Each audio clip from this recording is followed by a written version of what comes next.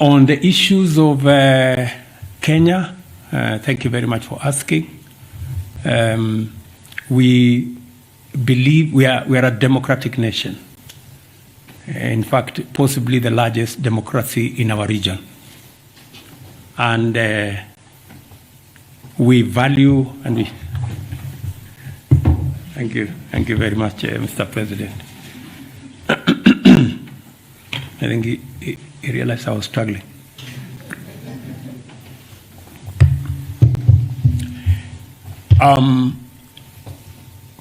As I said, we are a democratic country. We went into elections in August last year. Highly competitive election, very peaceful election, the best acclaimed outcome ever, an election that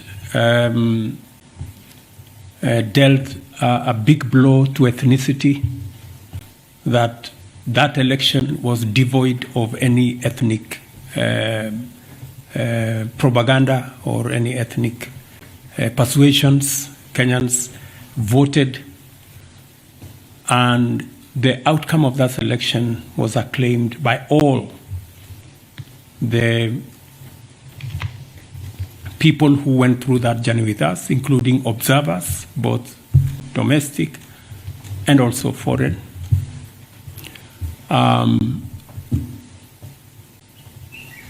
Subsequently, somehow the opposition, after 5 months, decided to make a claim that they were told by a whistleblower that possibly the results were different.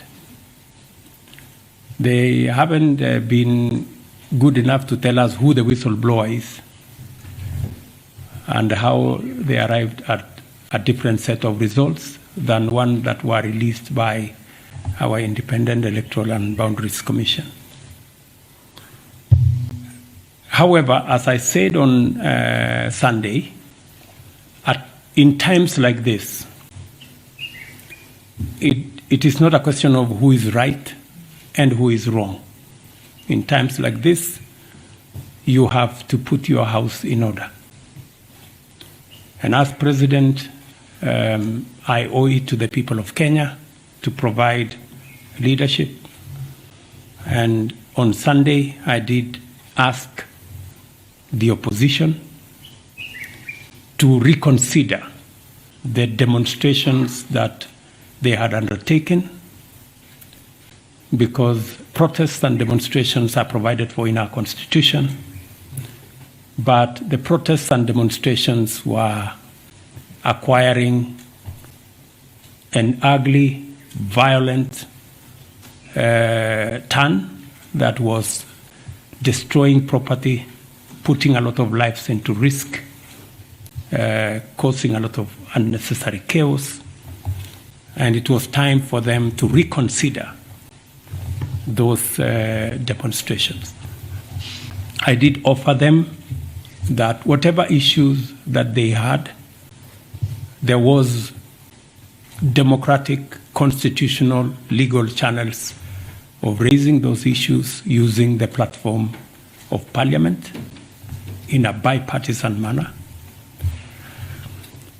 And that is the offer I made to the opposition. You asked me a direct question whether there will be a handshake because of this situation. I want to tell you, there will be no handshake. But there will be an engagement in Parliament on the issues that have been raised. Those that Parliament can resolve, they will be resolved. And when I say there will be no handshake,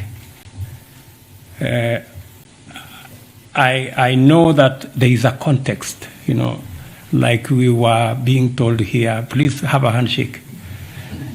Unfortunately for us in Kenya, a handshake has a different connotation. And that is the one that I am talking about. Yeah. The handshake that brings the opposition and government into some conundrum and a mongrel and an outfit that is undemocratic, unconstitutional, and illegal. We are a democracy. And in a democracy, it is underpinned by a system of checks and balances, where you have a government and an opposition. The history we have of the handshake is where there was a fusion of government and the opposition, and the results were very disastrous for Kenya. There wasn't any accountability. The whole system went rogue, and the people of Kenya do not want a situation where democracy is undermined. Democracy is, the system of checks and balances is undermined. Kenyans want a democracy where the system of checks and balances works.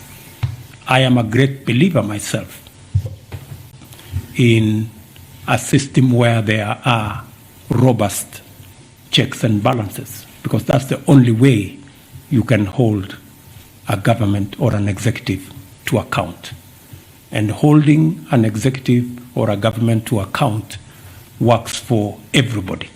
It works for the citizens, it works for the government because they are kept on their toes, and it works for the opposition as well, because then they become part of success of a country. So I hope I have answered your question. Thank you.